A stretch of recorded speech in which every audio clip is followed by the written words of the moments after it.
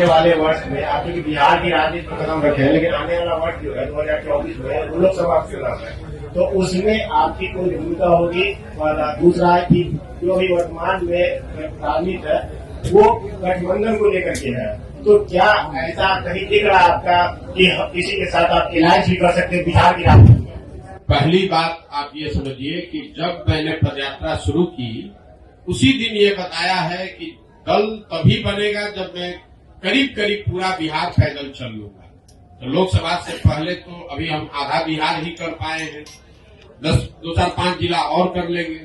लोकसभा से पहले जन स्वराज दल बनने की संभावना तो मैं नहीं देखता हूं, लेकिन अगर लोग ये चाहते हैं कि वो चुनाव लड़े, जो लोग जन स्वराज परिवार से इस परिकल्पना सोच से जुड़ रहे हैं, और अगर वो तय करते हैं कि चुनाव लड़ा जाए तो उन जगहों पर चुनाव लड़ सकते हैं।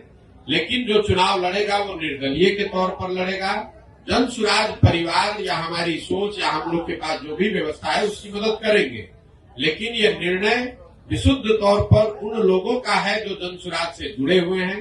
अगर लोकसभा के स्तर पर, जिले के स्तर पर वो निर्णय लेते हैं कि हम लोग को चुनाव लड़ना है, हम लोग के पास योग्य कोई प्रत्याशी है, तो वो चुनाव निर्दलीय के तौर पर लड़ सकता है। इसका एक उदाहरण आपने देखा होगा, पहले 5 जिलों में जब हम लोग पैदल चल लिए तो वहां पर एक उपचुनाव हुआ, कई उपचुनाव हुए, लेकिन उसमें एक शिक्षा के एमएलसी का भी चुनाव हुआ।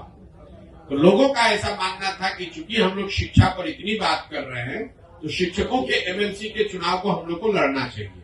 तो उन 5 जिले के जन स्वराज के साथियों ने मिलकर ये तय किया और अपने में से अफाक अहमद जी को चुनकर प्रत्याशी बनाया गया। वो लड़े निर्दलीय के तौर पर, लेकिन चुनाव जीते, अभी एमएलसी भी है।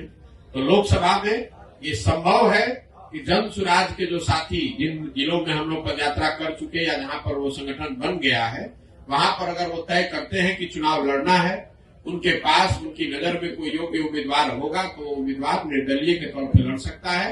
जन स्वराज दल के तहत कोई चुनाव लड़ने की अभी संभावना नहीं है।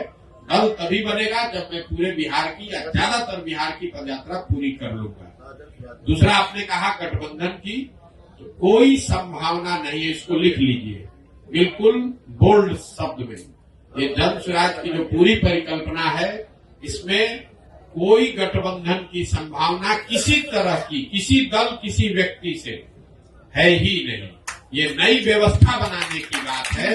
ये एमएलए जीतने का, एमपी जीतने का, चुनाव लड़ने का अभियान नहीं है।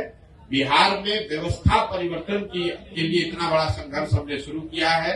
हमको 10, 20, 50 एमएलए जिताने में कोई दिलचस्पी नहीं है, एमएलए जिताने में भी दिलचस्पी नहीं। हमारी दिलचस्पी है कि बिहार को जीता जाए, लेकिन बिहार को सही लोगों के साथ जीता जाए, उनके पास सही लोग जीते और उनके पास योजना हो, तभी बिहार सुधरेगा। और जो हमारी अपनी समझ है कि जो अभी तक हमने देखा है 16 महीनों में, अभी तक जो मुझे दिख रहा है, जब ये दल बनेगा तो बिहार की जनता तैयार है। या तो वो इस दल को अर्श पे बैठाएगी या फर्श पे रखेगी, या तो जन स्वराज को 0 सीट आएगा या इतना सीट आएगा कि आप उसको गिन नहीं पाइएगा। इसलिए गठबंधन की कोई जरूरत भी नहीं है। ये संभव है कि सारे प्रयास के बावजूद जनता इससे इत्तेफाक न रखे, लेकिन अगर इत्तेफाक रखेगी तो ये मॉडल ही ऐसा है कि इसमें या तो आप पूरा ही आपका है या नहीं तो कुछ भी आपका नहीं।